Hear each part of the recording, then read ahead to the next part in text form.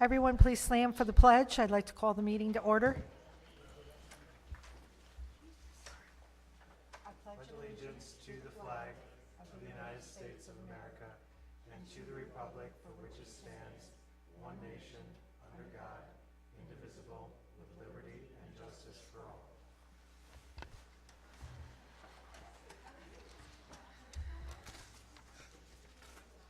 all. We'll do roll call.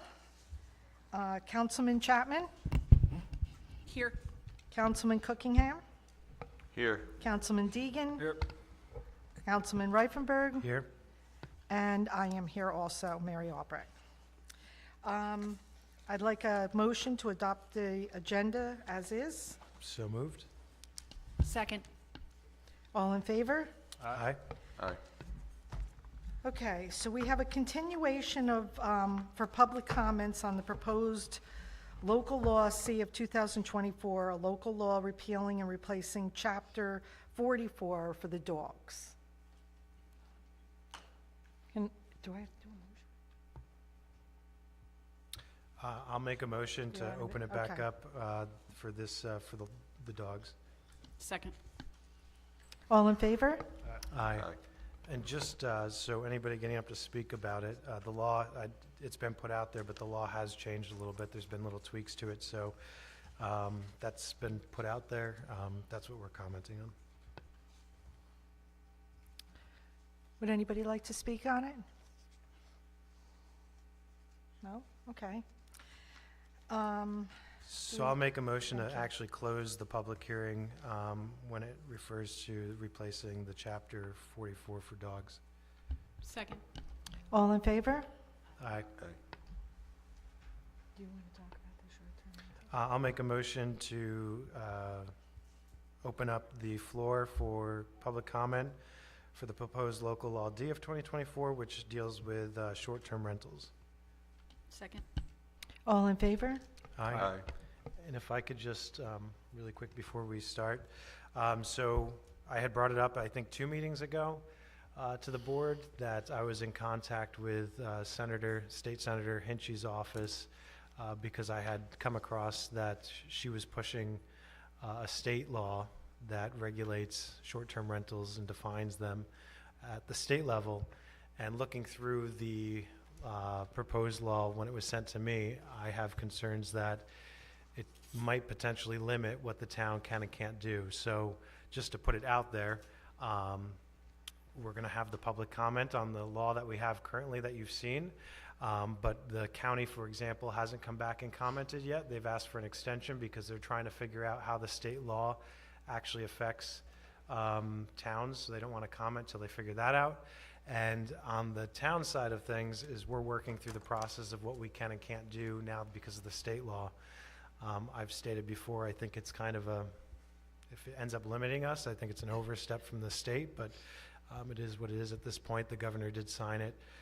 So just keep that in mind, that the law that you have before you now could change significantly. And I think the plan is that we're actually going to, if the board allows it, to postpone and keep this hearing open and set the next public hearing for it 2 months from now, which will allow us to change the law and put a new revised version out that actually meets the state law. So just putting it out there so you know what the plan is, but yeah, so we're open to the public. Did anybody want to speak on it?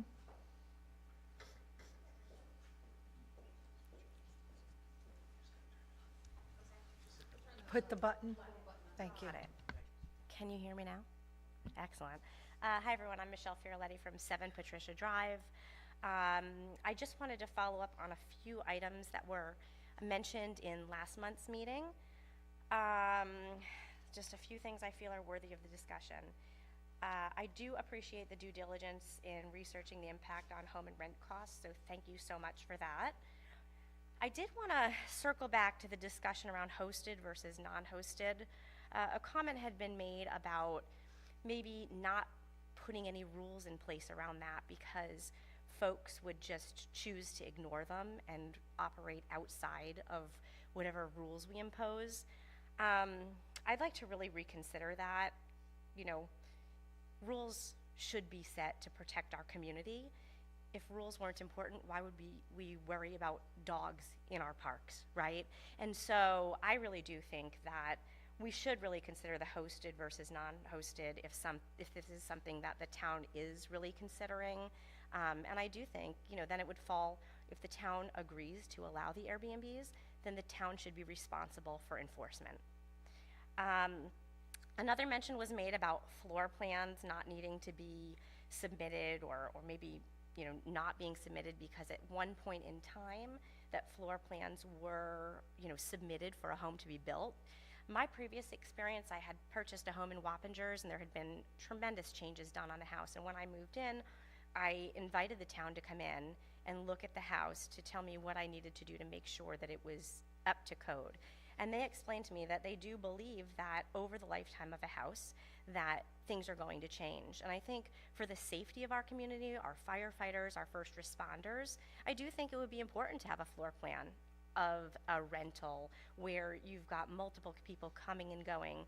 I work in the hospitality industry, and I can tell you that no matter the quality of the person or the demographic, emergencies happen. And I think safety needs to really be a factor. There was a mention of like a party every weekend, and that there's nothing prohibiting any of our neighbors from throwing a party every weekend, and concern about the number of people in these short-term rentals. And certainly I just wanted to make the comment, not every neighborhood is created equal, and there's different, I think, just people are different, and I hope that everybody would consider that when thinking through that.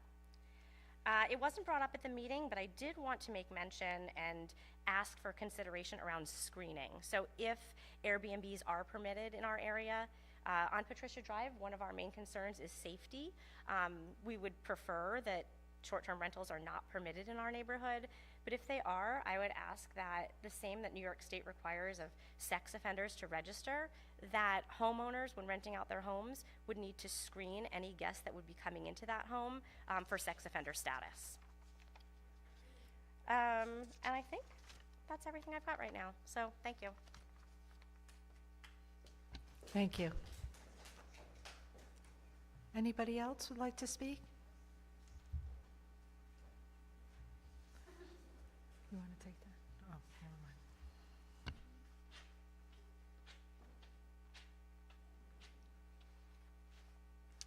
Hi, my name is Michael Lockwood. I live at 39 Patricia Drive, Pleasant Valley. I bought the home actually 1 year ago tomorrow with my fiance. We were both Arlington High School graduates, and we were unbelievably excited to move back to the area where we grew up, where we have a ton of family, and we plan to start a family of our own. When we moved into our home, there were a few houses for sale on the street, one of which was our next door neighbor. The house closed about a month after we moved in, and we didn't realize at the time, but we soon learned that they were going to turn the house into an Airbnb. We were pretty disappointed to hear this. Come to find out, it's not the first time this gentleman has done it, our neighbor. So we quickly learned that they are a superhost. They own many properties, and this is actually his full-time job. It was pretty surprising to us. So, when we thought we were moving into a quiet neighborhood, we didn't think we'd be essentially moving into next to a hotel that had transient tenants that come for a few days and they leave. We're essentially living next to strangers. So, as a couple that wants to raise a family, we don't really feel comfortable now living next to strangers. We've essentially invested our life savings to move into a quiet town and to be in a good school district, and to live now basically next to a business in a non-commercial area doesn't seem right to us. So, our investment in our home is now in jeopardy. Our safety is now in jeopardy, and our peace of mind is questioned now every weekend as 10 new cars show up, and essentially enough alcohol for a frat party is offloaded every day. So we really hope that the town looks at this and understands that that is our concern as citizens of the town. Thank you. Thank you.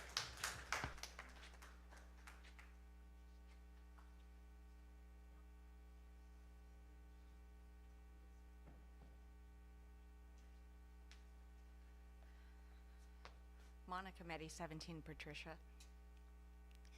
I know Mr. Kim has come up and spoke many times that this is a family rental. It's his friends. It's his daughter's, 2-year-old daughter's friends. Every weekend there's a group of 6 to 8 cars. That's his daughter's friends coming to visit. Well, a couple weeks ago it was 6 men with, what was it, 10, 12 cases of beer for the weekend. That's his daughter's friends. Come on. This isn't- Can I just ask you to keep your comments towards the law that we're considering? We understand the situation going on there, but to help me adjust the law, can you give us some comments? I'd ask you to give us comments of what we can change. What you can change? Speak to us, if you can, direct about the law that we're proposing, because that's how it's going to help us. I completely understand the situation you guys have, so it'd be more helpful, it would be helpful if you told us what you liked or didn't like in the law. Well, okay, if that many people I was living next door to and had that much alcohol, that's my safety. Right? Just Christy Sablinski, 30 Patricia Drive. I think part of what we all wanted for them to consider, as Mr. Scharf had mentioned a few meetings ago, was that the owner live on the property, if that could be Right. worked into it, because we think that they would have considerably more invested in the safety and the community, you know, the safety of all of us, and who rents it if they lived on the property. So I think that Right. was, Yeah, that's, thank you. if someone's, if you're owner occupied, you're not gonna allow that to happen. So, that would be it. That helps, thank you. Thank you.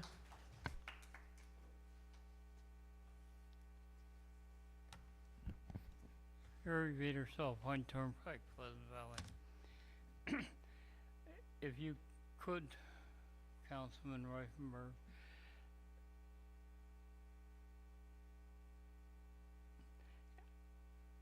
the new state law coming up, does that oppose our law, or you went on, just simply tell me. Yeah, so there's language in there that says that a town can't set up a new registry if we didn't have one set up prior to them adopting the law. So I think the town is trying to figure out what that exactly means or what the intent was. And I think we can still, my opinion is we can still create a law that creates zoning, but there could or couldn't be, nobody's given us an answer if we can actually set up a permit registry for short-term rentals. You hear certain lawmakers in Albany say it doesn't affect any of that, but then you have the county who's not trying to figure that all out. So I don't know what to tell you, but I think we're waiting for an answer to figure that out, because it can drastically change one way or the other of how this even is set up, which is unfortunate. If you can understand what New York State tells us, you will be one of the few. Yeah. The only point I would like to make on this that makes this a little different than most is the shared driveway. I think that makes it very difficult. Thank you.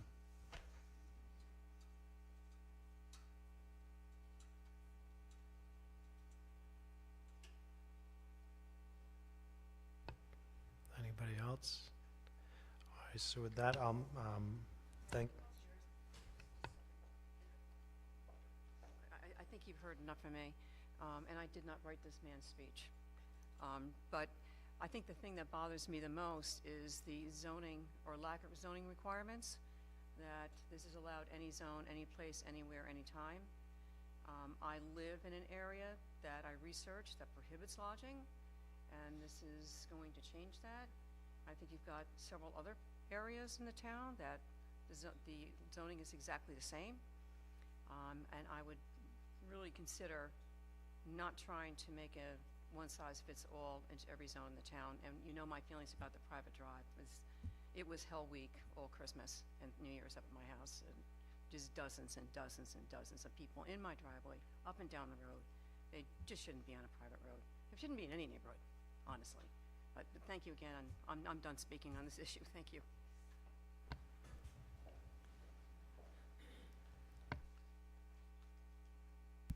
Good evening, Jessica Kerr, 39 Patricia Drive.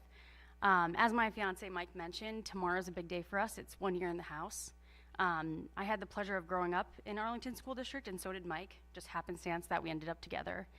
And when we talked about where we'd want to raise a family, Arlington was a no-brainer for us. We knew we wanted our kids to end up like us and to have all the great benefits of growing up in this area that we did.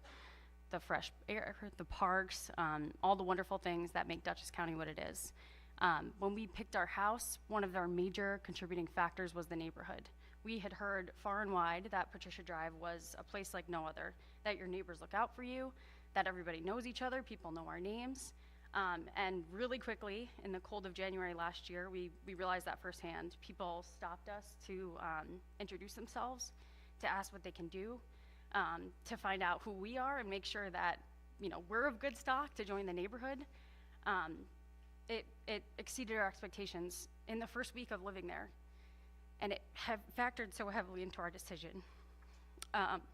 As Mike mentioned, it was about a month or 2 months when we realized that there was a lot of activity going on at the house, and we looked it up. We, had heard, jokes and rumors like maybe something was going on next door, and sure enough, we found the listing for the Airbnb next door.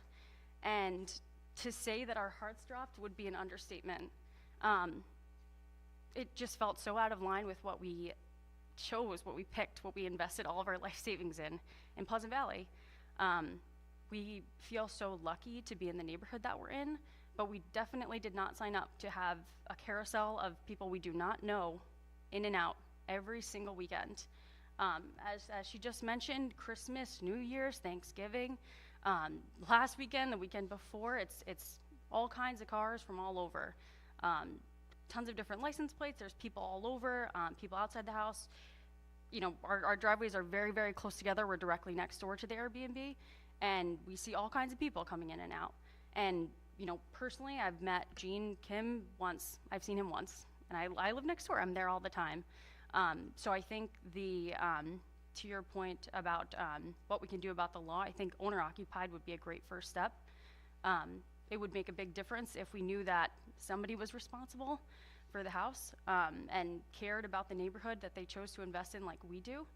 So I really urge you all to consider what it's like for not only the people who have made up the neighborhood for years and years and years, who have so much vested interest, but also for new investors in the neighborhood and new members of Pleasant Valley who are so, so grateful to be here, but definitely expect to be protected by the law, the taxes that we pay. Thank you. Thank you.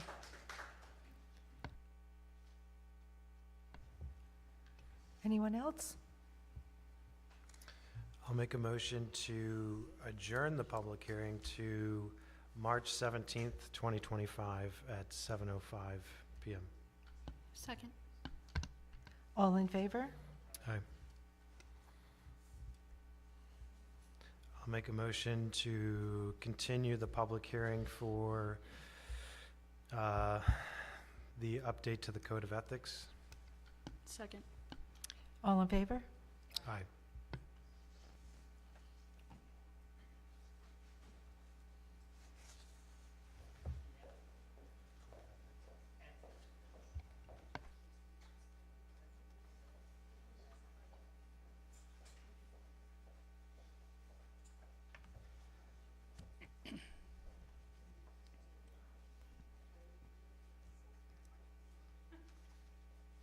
Go ahead, Gary.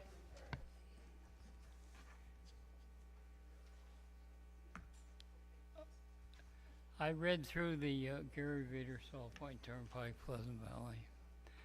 I read through the complete. Hold on one sec. Hey, can you guys take it outside, please? Thank you.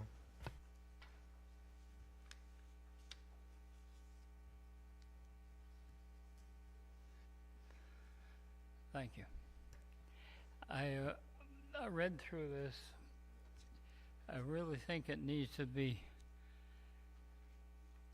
a lot of duplication in the wording, in the length, typos, it needs to be looked at closer. I think it repeats itself too often, it gets confusing. The previous one, I think, was only about 5 pages. This one's multiple pages. Very confusing.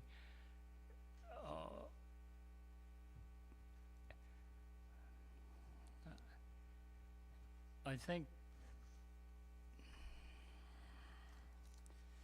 I don't know how to say this, to tell you the truth, but I think a lot of these are stretched out by lawyers doing legal work instead of just getting the job done.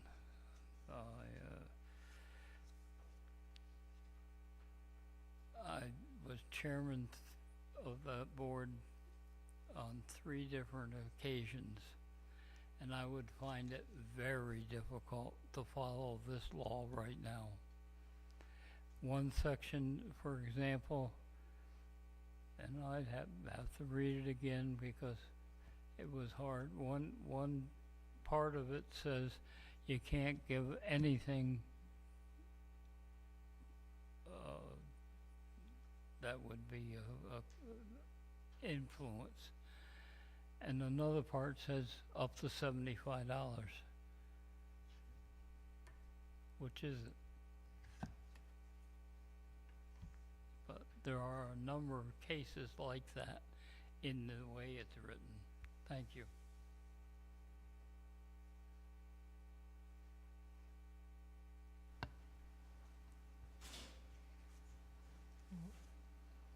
Should we just close? Well, just anybody else? Just so you guys know, we actually have Warren. He's on Zoom listening in and here for answers. He's not feeling well, and Emily's at another meeting. So I don't know if you actually were the one that worked on this or if it was Emily. But I just wanted to ask you, can you just explain the process of how this came about? Because I think this came about working with the Board of Ethics. They were heavily involved with this. Obviously, the town board, we didn't really have anything to do with coming up with that. But can you just speak about the process up to this point? I'm just going to unmute you. Go ahead. Can you hear me? Yeah. Okay. Quite a while ago, I was contacted. I was the one who worked on this law by the chairman of the Board of Ethics, and they had some concerns about the existing law, especially with regard to the employees and officers of the law submitting their conflict of interest statements in a timely manner, and the penalties and the process if they did not do that. So that led to me meeting with the Board of Ethics, and we went over the existing law and discussed several issues that they had, and I noted in the law that were of concern to me. The main changes in the law relate to the penalties for failure to disclose. We've now beefed up those penalties and the process so that hopefully we'll get a better response. The response has not been terribly bad, but there have been a couple of instances in the last couple of years where the ethics board has not been able to get compliance. So we've changed the law to address those issues. There was a substantial defect in the law in the process for invoking penalties for violation of the law after the hearings were held by the ethics board, and the way the law was set up before, those penalties were assessed by the ethics board. The problem is that it was not clear that the ethics board actually had the power to assess those penalties and to enforce them. So I've changed the law to provide that the Ethics Board, in the case of a violation, would conduct their due diligence investigation, conduct the hearings as required, and then make recommendations to the town board for penalties, which then could be imposed and enforced by the town board. And that's was not in the current law, and the way the law had been drafted would have been very difficult to actually assess and collect those penalties. There were other procedural things about mailings and that have changed. The law is pretty much in accord with recommendations from the state, and there are statutes in place in state law which govern the ethics boards. So I brought our law into compliance where I felt that it was lacking. So after I drafted the law, I met again with the ethics board, and we went over all the changes quite carefully. I made further changes and amendments to the law after hearing the concerns of the board members and the chairman, and then finally that produced the law that's before you now. It's not radically different from a lot of other ethics laws that exist in the state of New York, and it's consistent with ethics laws that I work with in other jurisdictions. So after going through that process, I put the law into final form. We put it out for public hearing. I wasn't at the last public hearing when there were initial comments. To my understanding, there were no comments from the public. I could not understand the gentleman who spoke tonight. I'm not sure what his comments were about the law, but it's pretty controversial. I didn't anticipate there would be any issues from the public. So that's where we are, and hopefully we can, the town board can take action to pass this local law, and then we'll have an amended ethics law that our town clerk, the attorneys to the town, and the ethics board are satisfied with. We appreciate that. Thank you, Warren.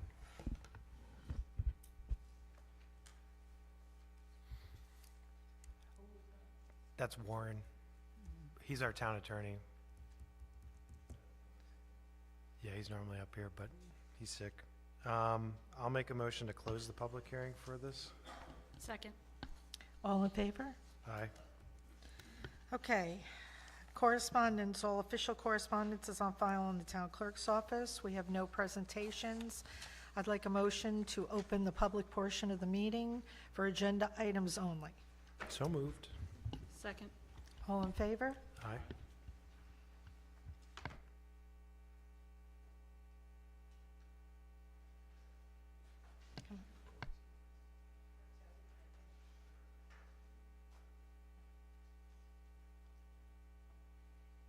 Hi. Oops, is it on? Yeah.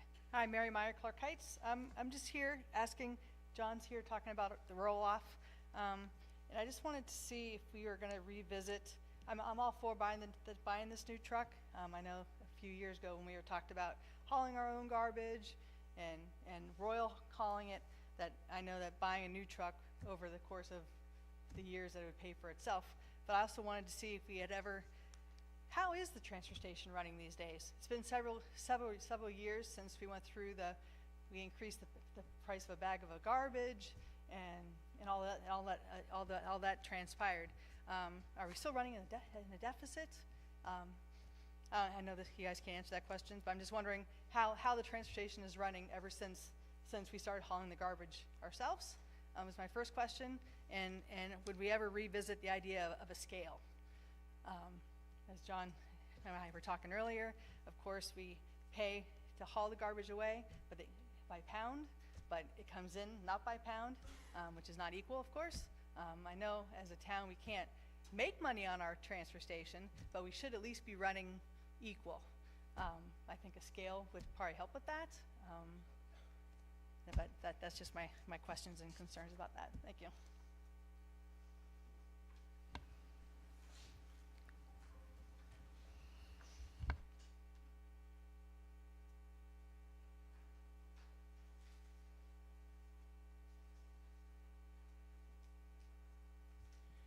Gary Vader again. This should be no surprise to John because we had this discussion.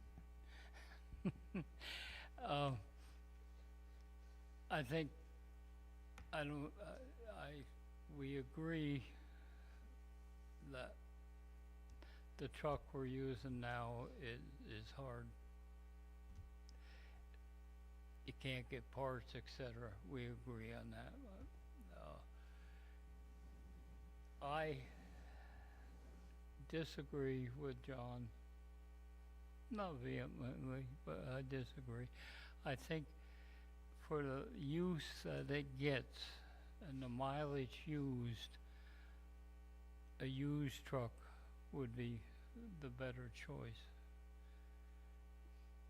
There are some, and John, he tells me the same thing every time. At least we get along. We're buying somebody else's problems. Sometimes that's true. But with some searching, I think you could find a low mileage truck. I've searched myself and seen from different areas where there are lower mileage, not hundreds of thousands, we're talking, you know, much less than that. So I would encourage to look for a used vehicle, lightly used vehicle. Thank you.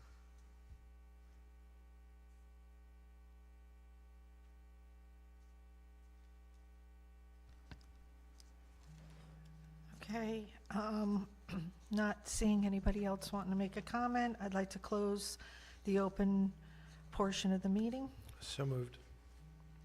Second. All in favor? Aye. New business discussion. John, would you like to get up and use a new roll-off truck?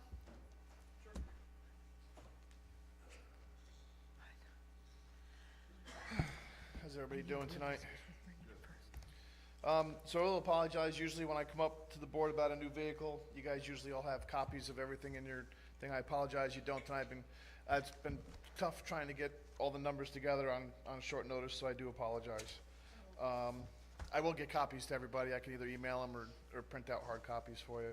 I have done quite a bit of research over the last several years since we started taking on this thing of transporting our own garbage.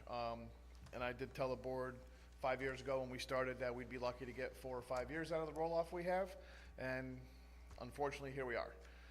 It needs a new water pump. There's not a water pump in the country. There's no replacement parts, there's no rebuild parts, there are none.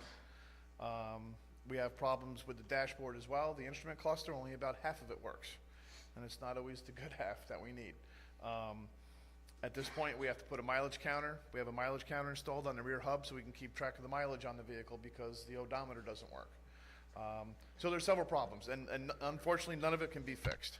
And one of the big problems is with the way they're going with diesels and vehicles nowadays, they don't want these old trucks on the road.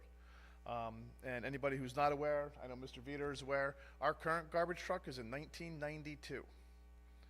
It is 33 years old. It has served this town well. We bought it brand new in 1992. Our vehicles last us long because we take good care of them, and we will continue to do so. I disagree with a used roll-off for a number of reasons. Yes, it's possible that we're getting somebody else's problem. There's a reason why they traded in this low mileage truck. Generally speaking, is there a chance we could get a good one? You can roll the dice. Most vehicles nowadays, most people run a 10-year plan. They try to roll their trucks over every 10 years because vehicles nowadays, once you get to that 10-year point, they start costing you more money to keep running than to just roll it over and buy a new vehicle. It's more cost effective that way.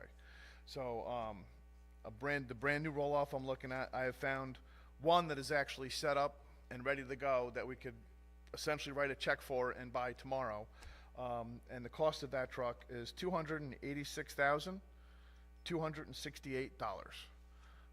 That truck is currently available by Gabrielli. They're the same people that have sold us other trucks in the past. They used to be called Mid-Hudson Mac, and it's now owned by Gabrielli. We can have a truck built for around $265,000. The only problem with having a truck built is we're going to be a year before we see this truck. The problem with that is, my opinion is, our roll-off is not going to make it a year. And just to break the numbers down further, let's say, don't hit me with lightning, the roll-off breaks tomorrow. We got to order a truck. It's going to take us a year to get a new one. At the current prices of $295 per container for Royal Carting to haul our containers, we haul 6 containers a week. That's $1,770 a week. That comes out to $92,000 a year, which means in a little less than 4 years, if you were to buy the truck for $286,000, that truck's paid for itself, and we have the truck for the next 20 years. And it's paid for, we own it, we maintain it, we keep it up. If you buy a used vehicle, 2 years old, 3 years old, 4 years old, 5 years old, 10 years old, you're not going to get a warranty with it. You're going to get a 5-year warranty with this vehicle right from the get-go. A lot of these manufacturers do offer extended warranties as well. So my suggestion is that we go out and we look at seriously purchasing this roll-off. Like I said, there's one available now. I can't guarantee it's going to be available tomorrow. They promised to hang on to it for me, after this meeting for a month, basically. So if you can't make a decision tonight, we can hold off to the next board meeting. You guys can talk about it, take some comments. My suggestion is not to wait too long. If it breaks, we don't have choices. We don't have a backup. We don't have a secondary. And we're going to be throwing good money after bad at that point. And at that point, we're going to be wasting money for Royal to haul our garbage when, we could be doing it all along. And just to Mary's point, she was asking, how the transfer station is doing.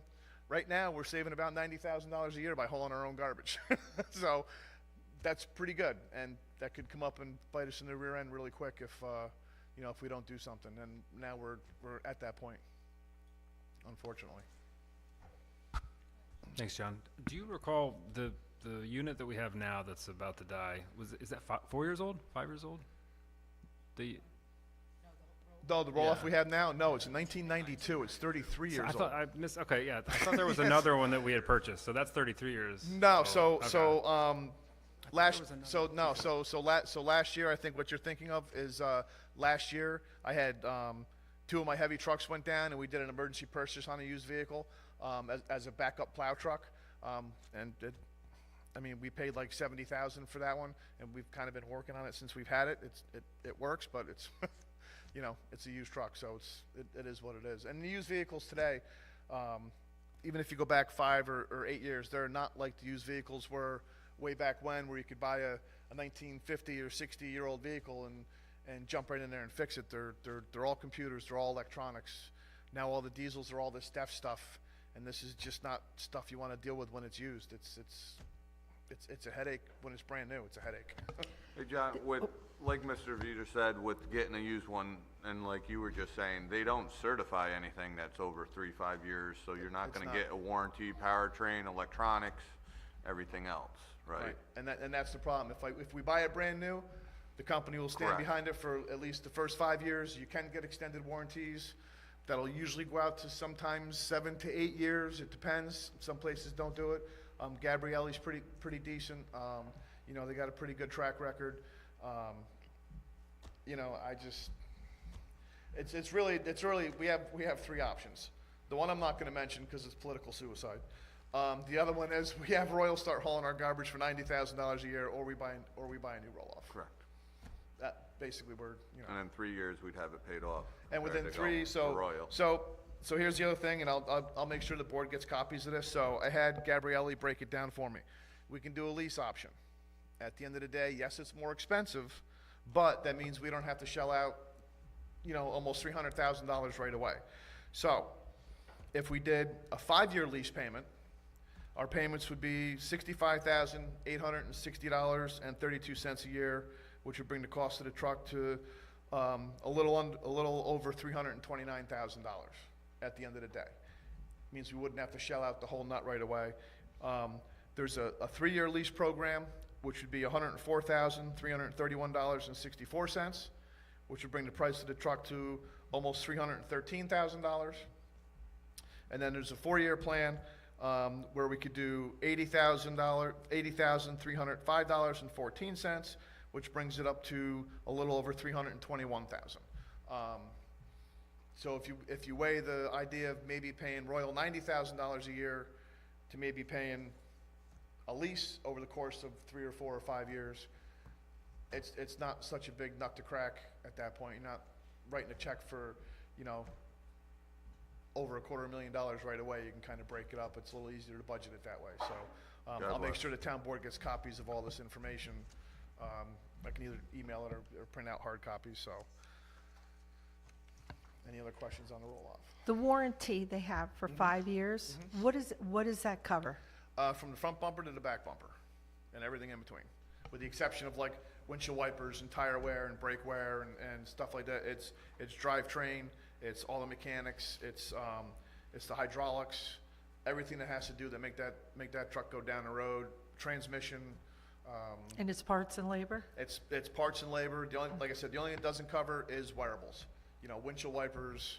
If a headlight burns out, well, unless it's an electrical problem, God forbid.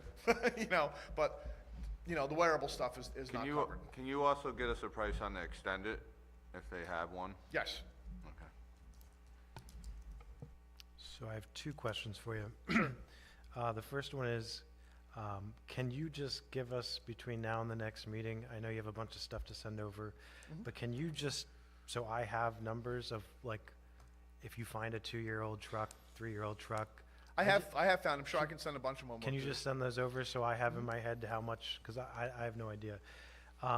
If we end up buying you a new truck for this, are you fine with us, because if I remember correctly, when we did the switch over to this, we created more line items within the transfer station's budget to cover a lot of parts, extra people working on the truck because it's an old truck, Right. All of this stuff. So if we purchase this new truck, are you willing to come around for budgeting for 2026 and make those numbers much, much lower than what they are now? We're still going to need some kind of maintenance numbers because you always have maintenance. You have oil changes, you have tires, you have all this stuff. But yeah, I mean, there's things we can do to to make that a little easier. Absolutely. Because we should need parts and we like all that extra stuff. Well, so. you're going to need tires. I mean, I don't know. Yeah, but we needed that for no matter what. Well, right, We right. had like a super ancient old truck. But so like the large chunk that we have out there for equipment repairs for the refuse station, we could definitely cut that line because our equipment repairs for the new truck should be next to nil, like I said, other than the wearables. Yeah, because I think on the actual budget, it's one line item. Yeah. But if I remember the worksheet, it's broken down into like truck parts, Yes. truck maintenance, truck. Yep. So I'm just thinking in my head, when we come around, if this ends up happening, is in my head, all those numbers should be drastically lower. Absolutely. And I know the full number is in one line, but. Yep. Okay. Yeah. And yeah, if we could just get a comparison of a used truck, that'd be Yeah, great. no problem. I was going through them today. Matter of fact, Mr. Vita was in my office today, and we were talking about it, and so I started looking at some other used trucks. And again, there are some used trucks, but most of the ones I see that fit our capabilities don't really have low mileage on them. They're 100,000 plus mileage. I actually had a third question. Sure. It's not really a question, but when you came to us about the need to pave more roads and whatnot, Yep. me, you, and the supervisor sat down and we came up with a pretty good plan of how to pay for that. Would you be willing to sit down with the two of us and sit through and figure out, to propose to the board at the next meeting of, listen, this is how we would propose doing this logistically with the money we have already? You know Yeah. how- Still need to pave roads though. No, I know that. I'm saying that was productive to find money that we already Right, have. yeah, no, so- no, absolutely, yeah, I'd be Okay. more than happy to sit down and look in different spots and see where we can pull money from and figure out how to get the financing for this thing. Okay. But I will stress that we really need to do this sooner than later. You know, our hope is that the truck's gonna hang on for as long as possible, we're gonna keep it going for as long as we can, but once it's done, it's done, and then there's no going back. How many And- miles are on the one now? A little over 100,000. The existing one? The truck that we have right now has over 100,000 miles on it. And you're seeing used trucks that have 100,000? Okay. But didn't that truck sit for a very long time and didn't? It never- I mean, it wasn't like we were using it. We weren't using it every week like we are Yeah. now. It did sit for a long time when Royal was hauling our garbage for, I'm not even sure how many years. I'd go back and look Yeah. to see how many, but for a long time, we did haul our own garbage. Yeah. And for a long time, we actually had two roll-off trucks. We had the primary truck, then they had a backup truck, which of course they got rid of one when, you know, Royal started hauling the garbage, because we still use dumpsters around town. As you know, we don't just use it to haul garbage. We use it for the community cleanup. We use it for Pleasant Valley Weekend. We use it to help out the fire department when they have to move stuff around. You know, we use it at the highway garage. You know, we go out and cut big trees and move stones Yeah. and rocks and stuff. We use the roll-off because it's a much heavier truck to do stuff like that with. The only reason I bring it up is that 100,000 could be totally different. If we're buying a roll-off from a city who hauls it, it's just constantly going 8 hours a day, it could be 2 years old and have 100,000 miles on it, where ours Right. is ancient and has 100,000 miles on it, so. Right, Yeah. but the problem is why are they getting rid of this truck? No, I get that part. So that's- I'm just making the you know. comparison that just because it has 100,000 miles on it doesn't mean it looks like the one we have. No, absolutely not, absolutely not. And again, I've seen them online, and they look really nice. And you know, and a used car dealer is going to tell you whatever they want just to sell you the vehicle. We all know that. I mean, I don't want to go spend $150,000 of the town's money just to come back in 6 months or a year and go, look, we got to spend $30,000 and have the engine rebuilt, or you know, we got to spend $25,000 and have a new transmission put in it, or a rear end put in it, or you know, at least with a new truck, you kind of avoid that at least for your first 5 years at the minimum, because it's covered under whatever. And the hope is we'll get at least 20 years out of this truck now as well, and not, you know, because we do keep up the maintenance on our vehicles. Anybody have any other questions on this? Because now he's going to speak to us about the furnace at the highway. Yeah. So, about 2 years ago, we had one of the hot oil furnace heaters at the highway garage replaced because it died, and we couldn't get, again, we're in a place where we couldn't get parts for it anymore. We're in that situation now. The two remaining furnaces, we can't get parts for them anymore because they're ancient. The system at the highway garage, I don't know how many people are familiar with the system that they call a day tank. So we have our main fuel tank here, and then we have a day tank that's up in the attic. It's a 10-gallon tank that feeds the other two furnaces. There's a pump, circulates the water up to the day tank, and then that gravity feeds to the other two furnaces. Problem is, the whole day tank gravity feed system is completely obsolete. They don't make parts for it anymore. We can't get parts for it anymore. Then come to find out the other day when we got a fuel oil delivery that the fuel oil company now will no longer deliver to us because our whole tank setup is completely out of code. They can no longer fill our tank because the fill comes up out through the ground instead of out of the building. In order to rectify that situation, I haven't even begun to look at prices, but I can imagine it's not nice because they would have to dig up most of the tank, which by the way is underneath the floor of my office.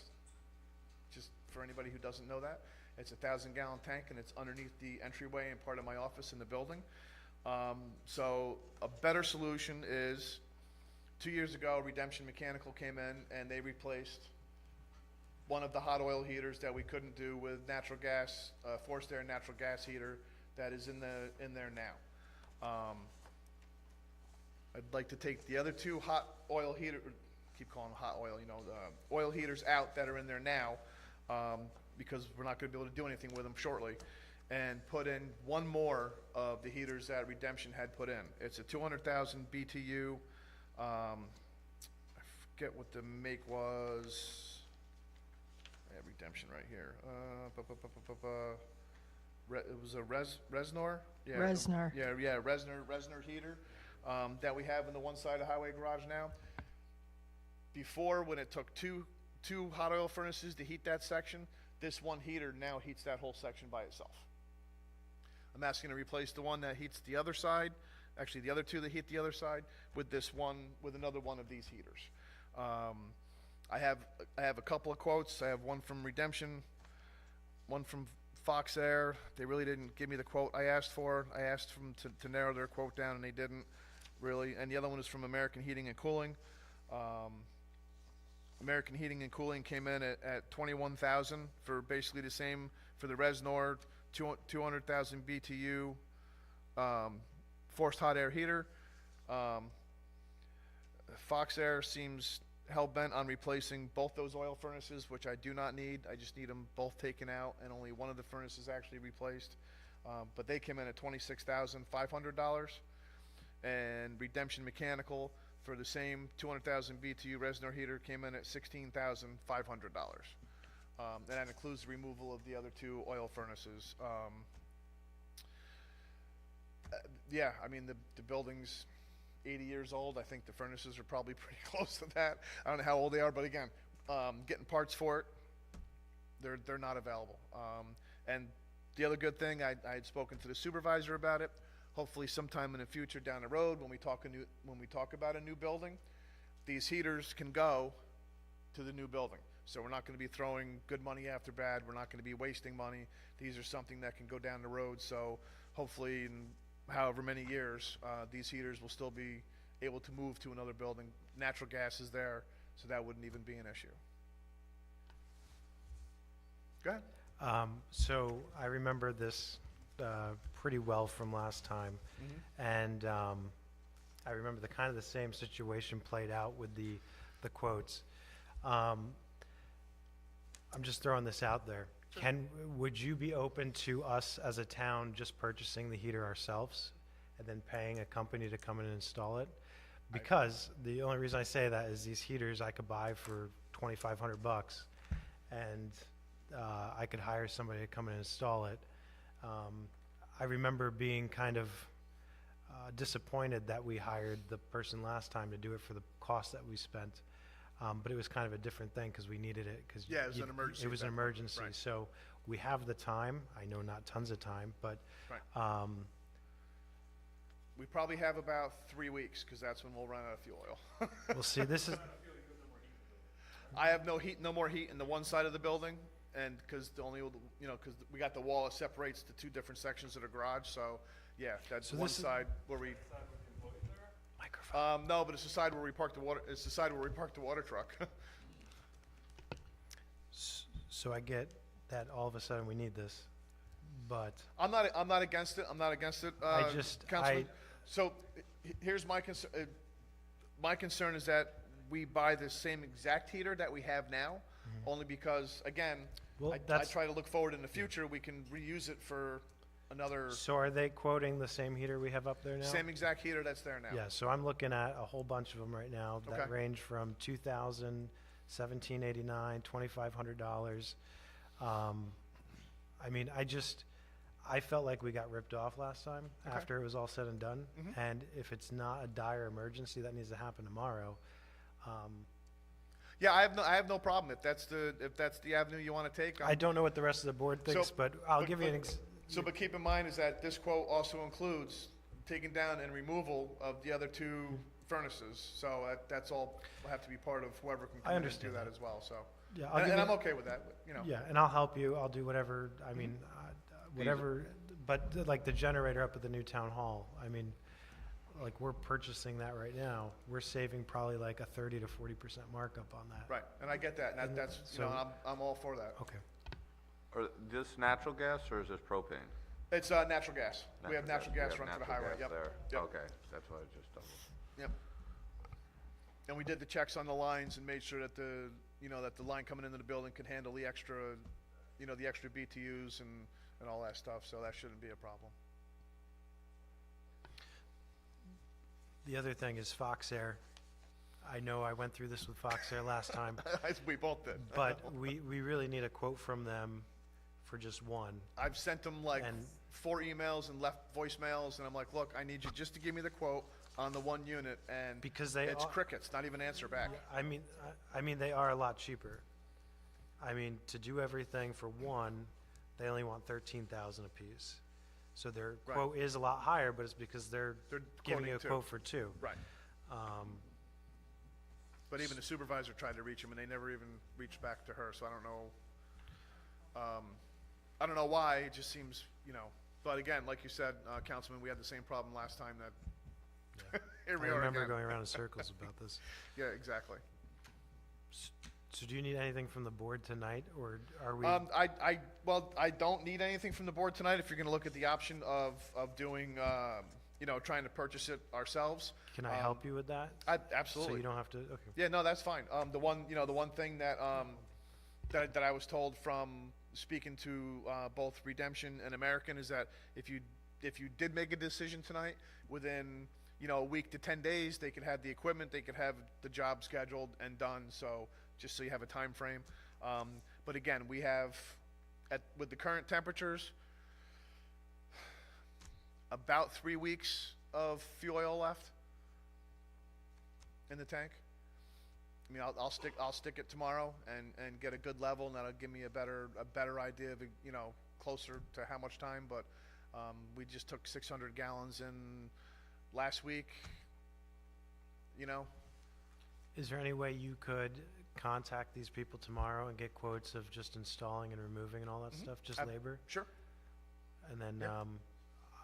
I'll work with you tomorrow or Friday and see how quick we can get one for what cost, and then realistically, then we'll have an actual breakdown of. Yeah. Yep. I'll help you, because I know I'm putting more work on you, but. Yeah, that's, you know, I got all day. Usually, depends on Mother Nature. And then really quick, I know it wasn't on the agenda, but since I'm here, I just want to ask the board's permission to put the equipment that I have up to auction. We have the old town truck, the red truck. Yep. I have the loader. I have an old sander that came off one of my. I have some old chainsaws that are kind of beyond our use now. And you know, I always make sure I ask permission before I put that stuff up to auction. So if that's okay with the town board, I'd like to get you know, ARR, too many letters, auction over to come take pictures and get the stuff up so we can get rid of it, if that's okay. Yeah. Make a motion to allow the highway superintendent to put equipment up for auction.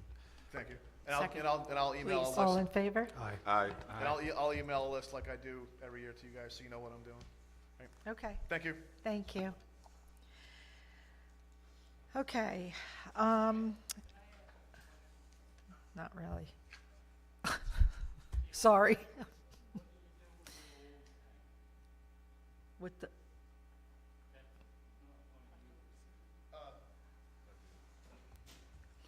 The one underground? So I'm assuming you need the fuel tank that's in the ground? So what we'll do is, once it runs out, we'll have to have whatever's left in there pumped out. And then we'll have, until we decide what we're gonna do with the building, we'll have to fill it, with sand for safety purposes. Well, eventually, but right now it's under my office, so in order to do that, you'd have to rip that whole side of the building down.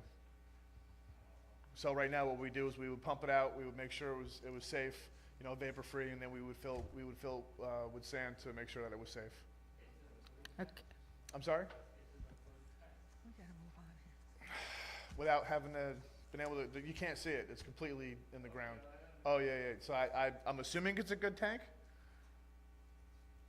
Okay, thank you. Yep. Thanks. Okay, I have to move on here. I'd like to make a motion on the floor to give me permission to sign the Salt Point Dam Annual Certification Form. So moved. Second. All in favor? Aye. And I would like to make a motion on the floor to give the town clerk permission to advertise for an alternate member to the Zoning Board of Appeals. So moved. Second. All in favor? Aye. And Councilman Reifenberg? Yeah, so I just wanted to bring this up, not yet, just to the town board at this meeting, because I'm going to have a resolution for you at the next meeting. Part of the new town hall is third-party testing. That's outside of everybody who's working on the project now, who comes in and checks. For example, when cement's poured, they put it in, I guess, cylinders, and they, over a certain period of time, they test the strength and make sure it's doing what it's supposed to. So CPL and I have been working with getting quotes from third-party testing companies, their professional service. So at the next meeting, I will have a resolution to hire one of the companies that gives us, and they're all great. I know one of them from the library, and they all came recommended from other companies, but it's just going to look at, like, you know, their hourly rates and whatnot. So just giving you a heads up. Good, thank you. Okay, we would like to, for recreation, Nikki would like to ask us if we could waive the peddler's permit fees for the town recreation events. How does everybody feel about that? I agree.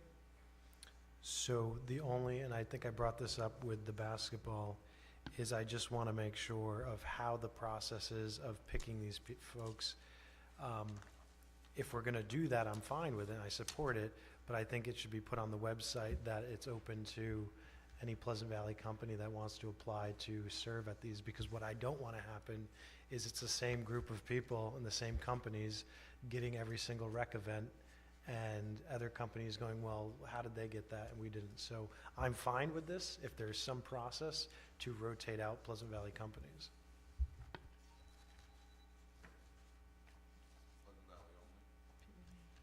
I mean, I think if we're waiving peddlers Right, permits, that's what I mean, I for think it should, Pleasant Valley only. my opinion is, if they're a Pleasant Valley-based company, then yeah, let's waive the peddler's permit, as long as we're being fair and Right. rotating it out. I think it's great that we're starting to have food trucks and whatnot, but it can't be the same people every single time. I think they just need to lay out the playbook, because you know how that'll go too. You'll want it rotated, and then you'll have it where nobody else offers, so that you should also have a caveat, like, it can repeat if nobody else is interested in it, right? Just have all the rules of the game. Yeah, so, I mean, I'm fine with it if you guys want to do it. My concern is it's the same person every time. Well, why don't we wait for the rules and then approve it? We can do that, We'll just know because what we the- can do this on the 3rd very easily. So I'll go ahead and do that on the 3rd. It's just be a process of how we would select it.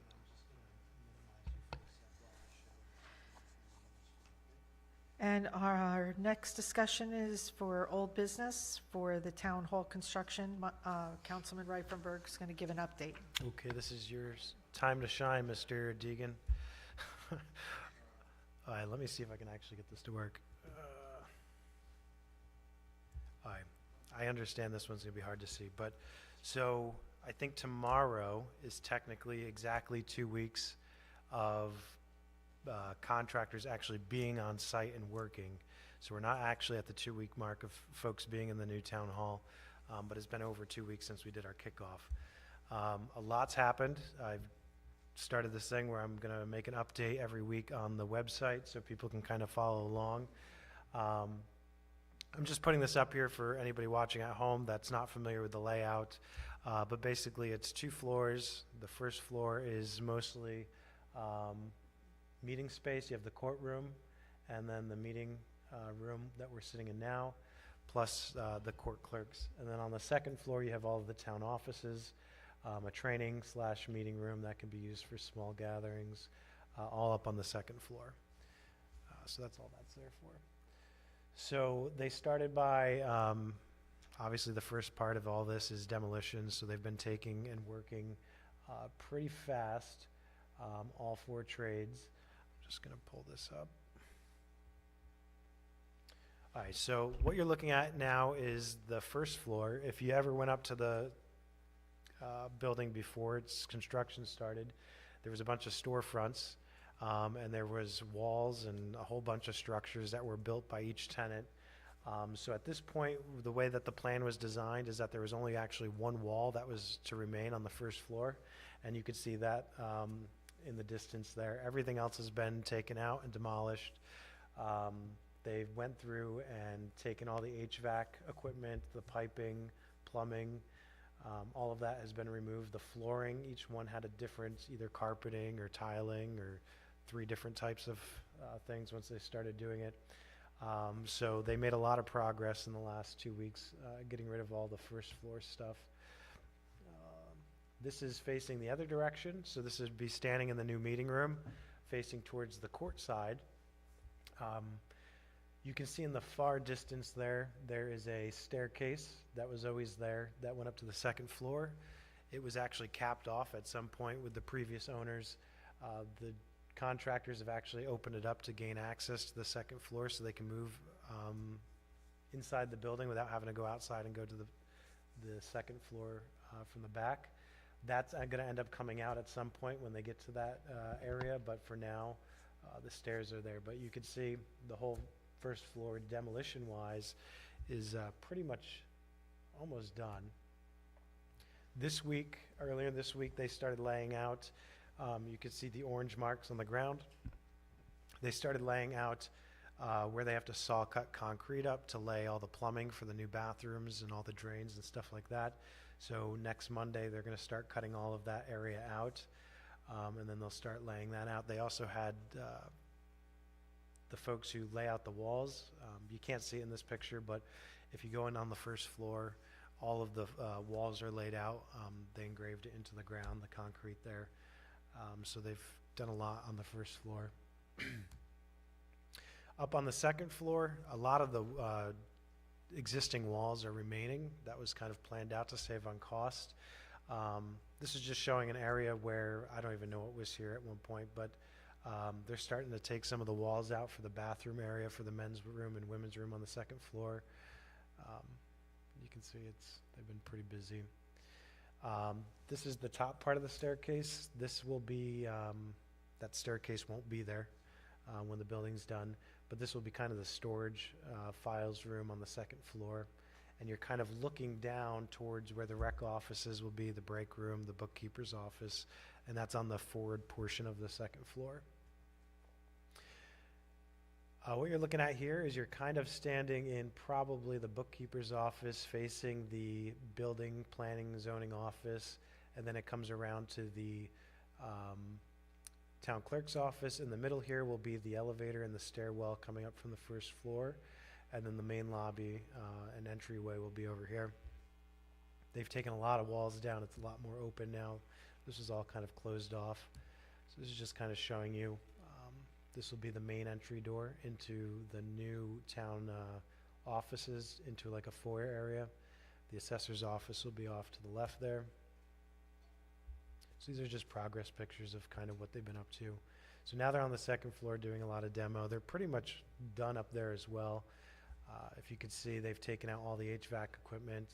The electrician's taking out all the electrical equipment. The attic's pretty much done with demo. This is the future training room. It's also going to be able to be used for small group gatherings that we don't have room for now. That's on the second floor as well.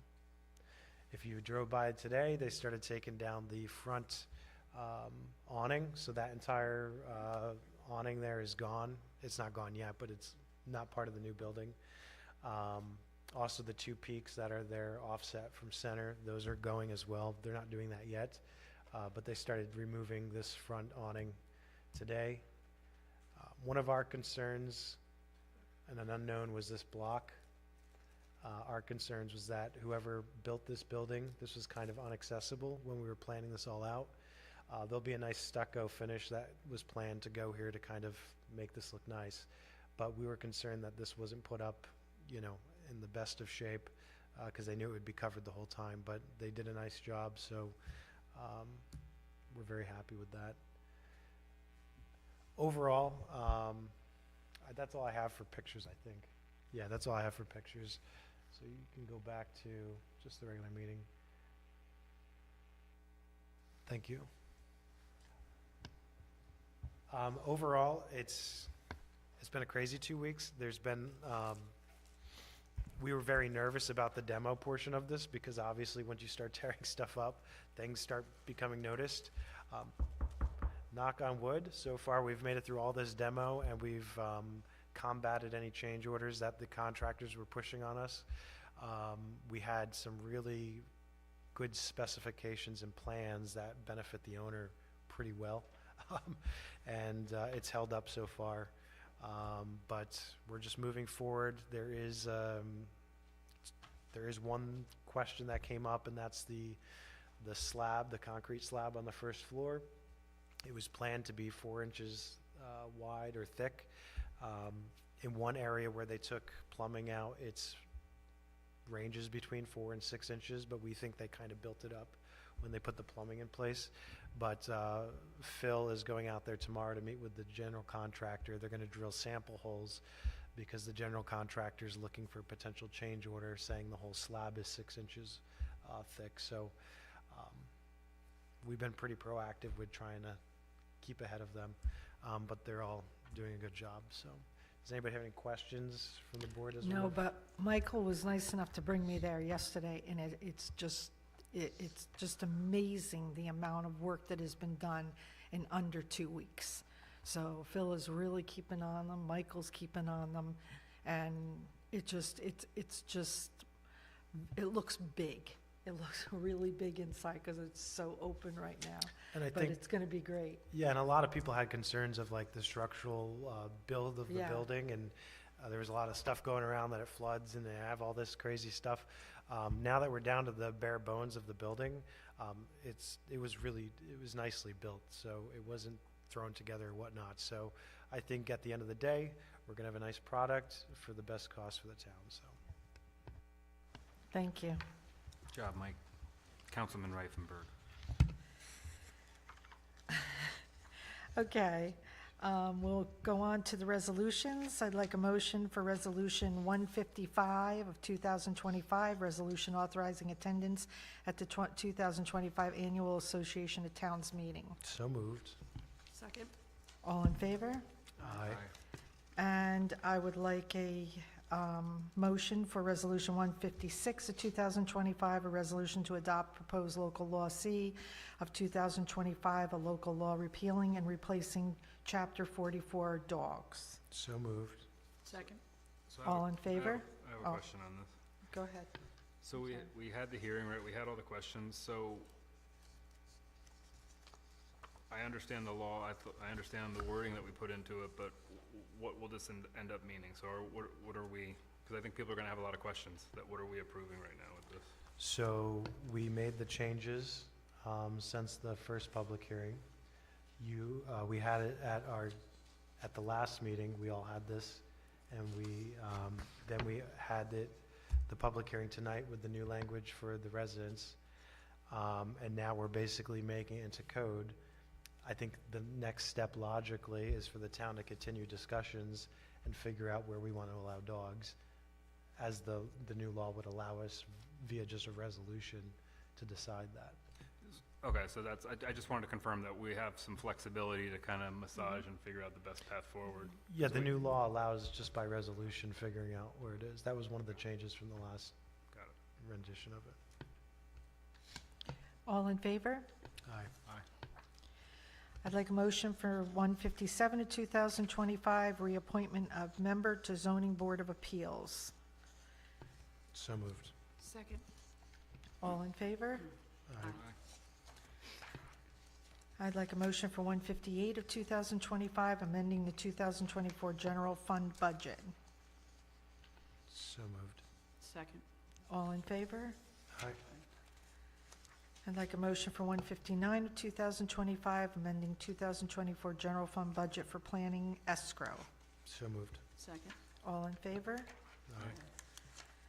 And I'd like a motion for 160 of 2025, authorizing payment of abstract number 12B of 2024. So moved. Second. All in favor? Aye. And I'd like a motion for 161 of 2025, authorizing payment of abstract number 1 of 2025. So moved. Second. All in favor? Aye. I'd like a motion for 162 of 2025, adopting the updated Town of Pleasant Valley Emergency Preparedness Action Plan. So moved. Second. Just to let you know that there were a few little things that we had to fix on there, and Tony Ann did it today, so it's all up to date. All in favor? Aye. And I'd like a motion for 163 of 2025, appointment of a full-time senior groundskeeper. I'll make a motion to table this. Yes. Second. All in favor? Aye. And I would like a motion for 164 of 2025, resolution adopting local law E of the year 2025 entitled A Local Law of the Town of Pleasant Valley, Dutchess County, New York, amending Chapter 9 of the Code of the Town of Pleasant Valley entitled Code of Ethics. So moved. Second. Hold on. Yes. Warren's getting my attention, so. One amendment at the, can you hear me? Yeah, I can. Okay, just with one amendment at the dais. When I prepared it, I thought the public hearing was closed in December, but it wasn't. So the resolution should indicate that the public hearing was adjourned till tonight and closed tonight. Otherwise, it remains the same.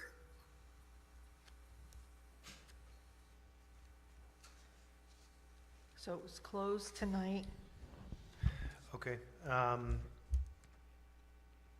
So I'll make a motion to amend this resolution.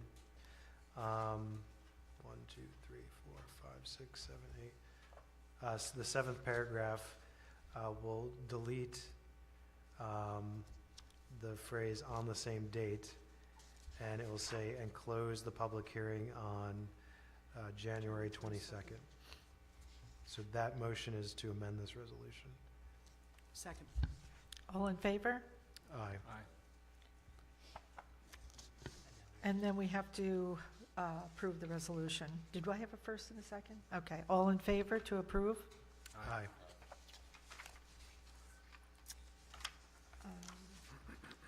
Just want to make sure the right thing. Okay, I'd like a motion for 165 of 2025, establishing rates for the 2025 Town of Pleasant Valley Summer Camp Programs. So moved. Second. All in favor? Aye. And I would like a motion for 166 of 2025, appointment of computer consultants. So moved. Second. We actually have the owner of Intelligent IT Designs tonight, if you all have questions that you would like to refer to him. Paul? Would you like to, does anybody have any questions for him? No, I think you got the answers that I was looking for. Okay. Yeah, do you mind just coming up for really Come on, quick? Yeah, can you please. come up, Paul?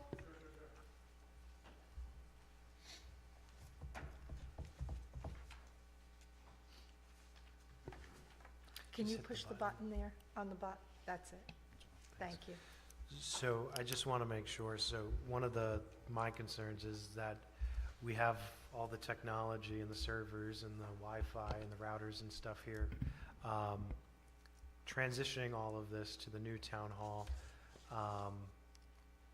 up the road and bringing all the technology with us, is that something that you typically do, or is that a normal? I mean, that's well within the scope of our abilities.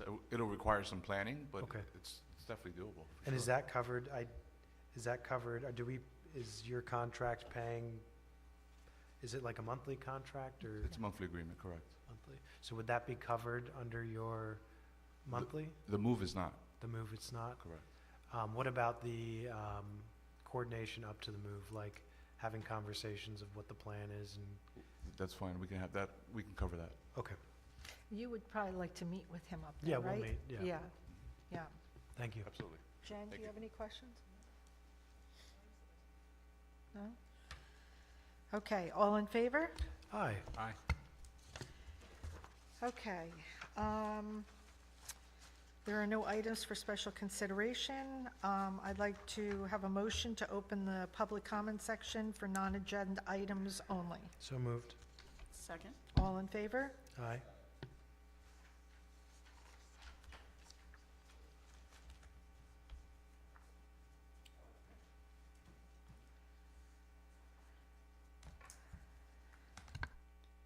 Harry Veeder, Salt Point Turnpike, Pleasant Valley. I would like to mention that this was a revelation to me. I went to my computer, I turned my computer on, and I consider myself an average computer person. I've been having a heck of a time finding agendas on whatever site, and it just blew my mind that I had to look on Facebook for it. First time I went, saw agenda on the town site, found it the first time. Thank you, Dan Deegan.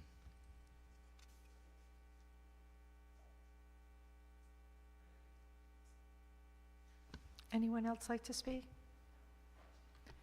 Not hearing any, I would like a motion to close the public comment section. So moved. Second. All in favor? Aye. And I would like a motion to go into executive session for 105.1F and also a contractual agreement with the county. So moved. Second. All in favor? Aye. Thank you. Thank you all for coming.